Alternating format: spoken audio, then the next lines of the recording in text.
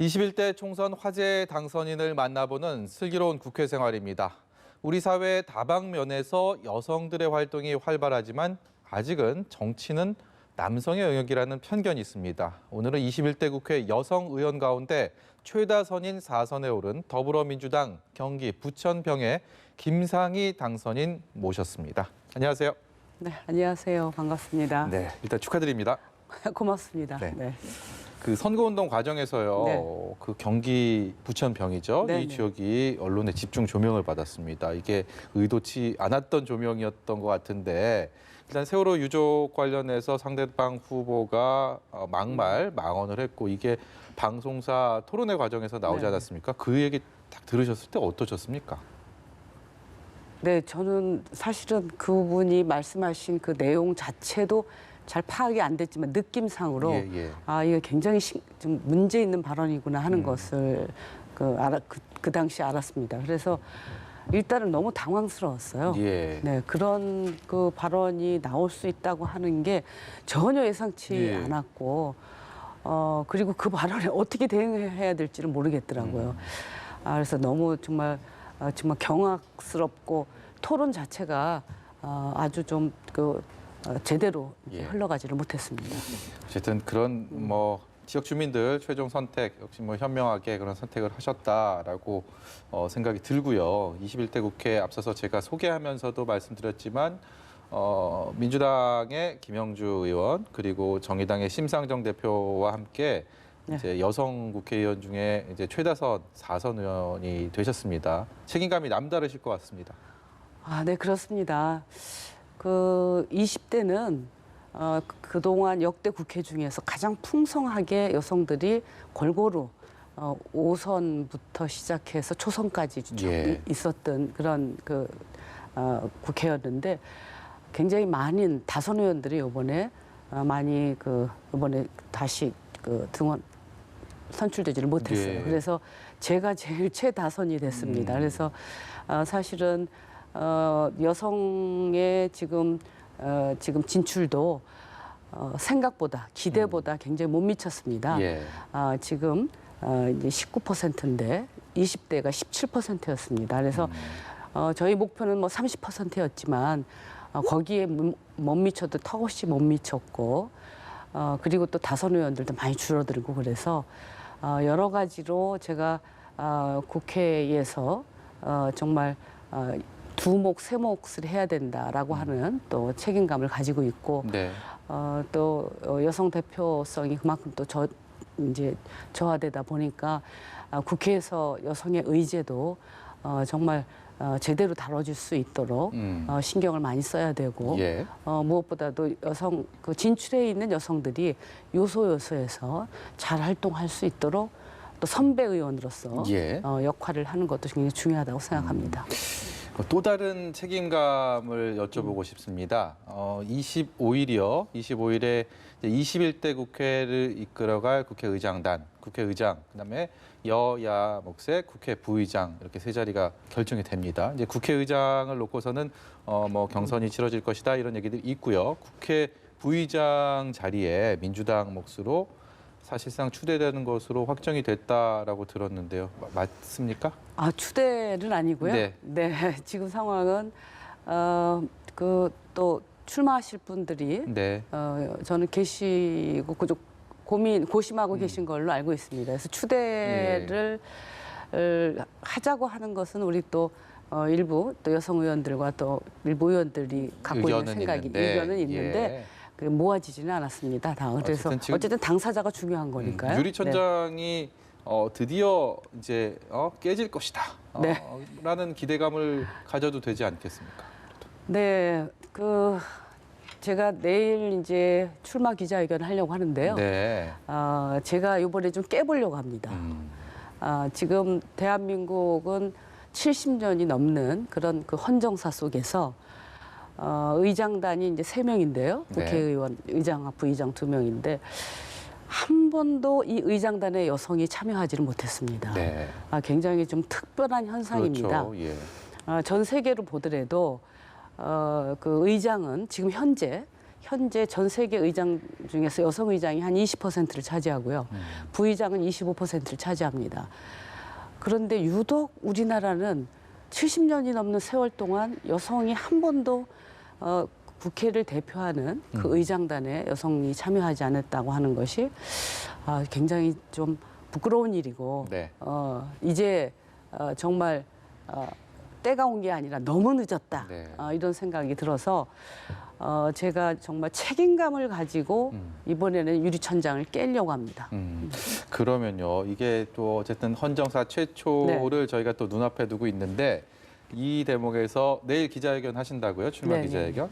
예상치 못하셨을 질문 같아요. 그리고 제가 감히 우문이라고 말씀을 드리겠는데 거기에 대한 현답을 부탁을 드리겠습니다. 이 예상치 못했던 여성 첫 부의장 탄생은 일제는 저희가 눈앞에서 기대를 해도 되는 상황인데 네. 여성 첫 국회의장은 언제쯤 나오겠습니까? 여성 그게 국회의장이요? 혹시 네, 네. 당사자가 될 수도 있을 거다 이런 생각은 해보셨을까요? 저는 뭐 그런 생각은 하지 않고요. 네. 여성 국회의장도 이제 나와야죠. 네. 당연히 나와야 되는데 그 대체적으로 이제 우리 그 국회가 다선 의원 그리고 연장자들이 이제 하셨죠. 네. 그래서 우리가 최고로 그 선수가 높았던 의원이 이미경 의원이 5선 예. 의원이셨습니다. 네. 그래서 제가 지금 4선인데요.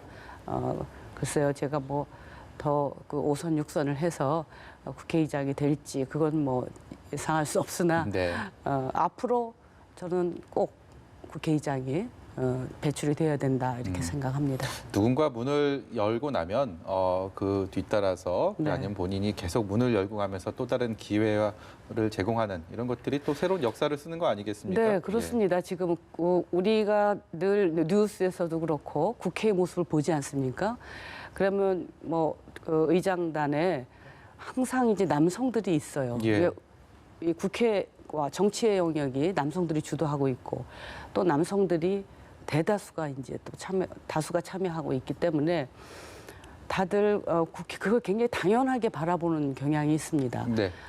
이게 지금 그야말로 의장단에 여성이 참여하게 되면 여성이 그 의장석에서 그 본회의를 진행을 하게 되면 저는 정치에 대한 인식이 많이 달라질 거라고 생각합니다. 정치가 남성만의 영역이 아니라 여성들이 함께 참여하는 영역이고 특히 자라나는 그 어린이들, 청소년들도 여성의 새로운 롤 모델도 보게 되고요. 그리고 특히 우리 여성 청소년들은 정치인으로서의 꿈을 키울 수 있는 그야말로 좋은 그 롤 모델이 보여진다고 생각합니다. 그래서 저는 의장단에 여성이 참여하는 것은 굉장히 여러 가지 역사적인 의미와 더불어서 또 우리 사회의 성평등한 이런 흐름을 만들어내는데 네. 굉장히 중요한 그런 계기를 갖게 될 것이다 생각합니다. 네. 김상희 의원 바쁘신데 저희가 어렵게 모셨으니까 현안도 좀 여쭤보겠습니다. 네네. 통합당 민경욱 의원을 중심으로 일부에서 네. 4.15 총선 부정선거 의혹을 제기하고 있습니다. 여기에 대해서 어떤 견해 갖고 계십니까? 저는 뭐 있을 수가 없다고 생각합니다. 우리나라를 지금 대한민국을 어떻게 바라보는지 모르겠어요. 정말 우리 국민들이 피땀 흘려서 지금 현재의 대한민국 그리고 많이 선진화된 우리 대한민국을 만들었습니다. 예. 지금 그렇게 부정선거할 정도로 그렇게 낙후된 나라가 아닙니다. 예.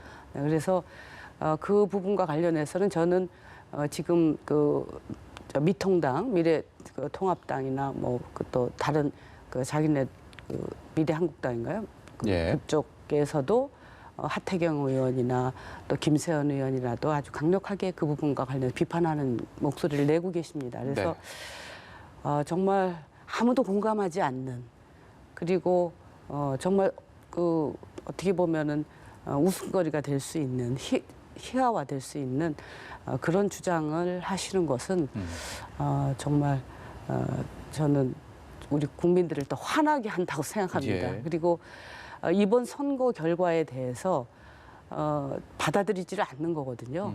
왜 우리 국민들이 미래통합당에 대해서 그렇게 비판을 했는가에 대해서 반성하지 않고 성찰하지 않는 모습이라고 봅니다. 예. 그래서 저는 뭐 자당에서도 비판적 목소리가 나오는 것처럼 민경우 의원께서 빨리 좀 이렇게 이성을 찾으셨으면 좋겠습니다.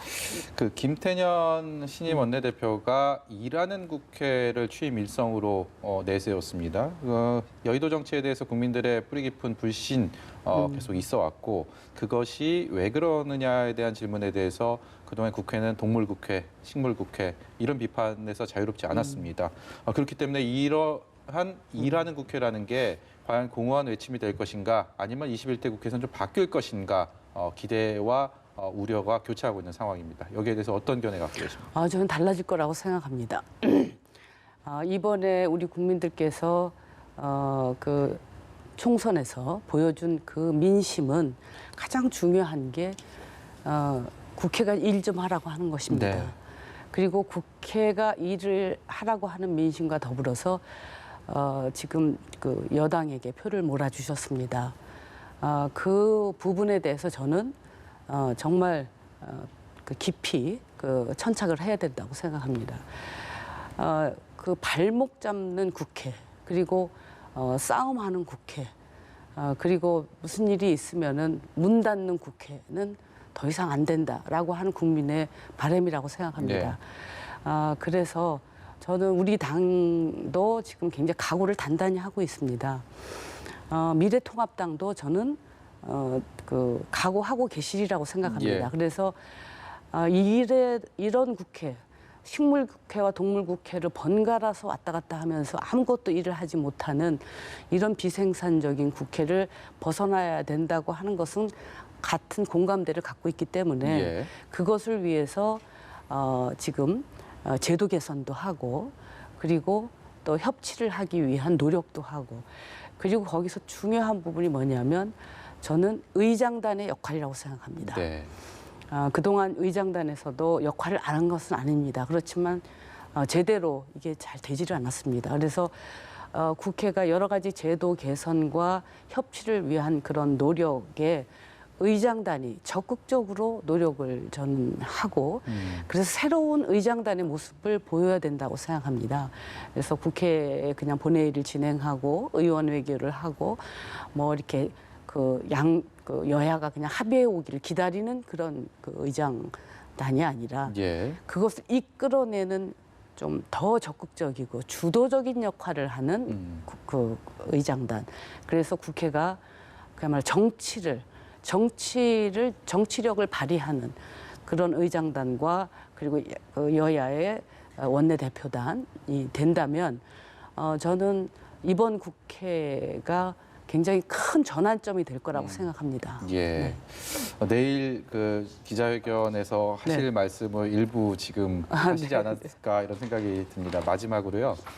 비례대표로 정치권에 네. 입문해서 2회 3차례 연속으로 지역 구민들의 선택을 받았습니다. 그동안의 의정활동 되돌아보면 여러 가지 뭐 자부심을 갖고 있는 그런 여러 가지 활동들 하셨을 텐데 네. 그래도 좀 아쉬움이 남는 부분이 있지 않겠습니까? 그동안의 의정 활동에서 아쉬움이 남는 부분이 있다면 무엇인지 한 가지 좀 말씀해 주시고요. 그리고 21대 국회에서는 이 일을 어떻게 또 극복할 계획이신지에 대한 의견을 부탁드리겠습니다. 네, 그렇습니다. 제가 그 이제 12년 의정 활동을 했습니다. 제일 아쉬운 부분은 제가 그 지난 20대 국회에서 본회의를 100% 하루도 한 번도 빠지지 않은 의원 중에 하나입니다. 아, 네. 네, 나름대로 저는 그 최선을 다하고 성실하게 의정 활동을 했는데 지금 국민들도 아시다시피 이번 국회에서 보면 15,000개 정도의 그 법안이 폐기가 됩니다. 예. 네. 이런 것이 지금 제가 18대, 19대, 20대 세 번에 걸쳐서 다 똑같이 이루어져서 제가 낸 법안도 수많은 법안이 다 폐기됐습니다. 그것이 정말 저는 안타깝습니다. 예. 그래서 21대 국회에서는 정말 이렇게 비생산적이고 이렇게 소모적인 국회가 돼서는 안 된다는 생각을 해서 저는 21대 국회에서는 국회가 일하는 국회를 정말 만들 수 있도록 제가 역할을 하고 싶고 네. 그게 또 이번에 국회 부의장에 네. 제가 나서게 되는 예. 그 이유이기도 합니다. 그래서 이번에 제가 우리 주민들께서 3번이나 저를 선택해 주셨습니다. 정말 너무너무 감사드리고요. 그리고 저는 이번에는 그 선택을 받았을 때는 기쁘기도 했지만 굉장히 마음이 무겁고 또 책임감이 느껴졌습니다. 예. 그래서 정말 겸손한 마음으로 책임감을 가지고 21대 국회는 임하려 합니다. 예. 그러니까 앞서서 말씀드린 대로 정말 이번에는 일하는 국회 한번 만들고 싶다.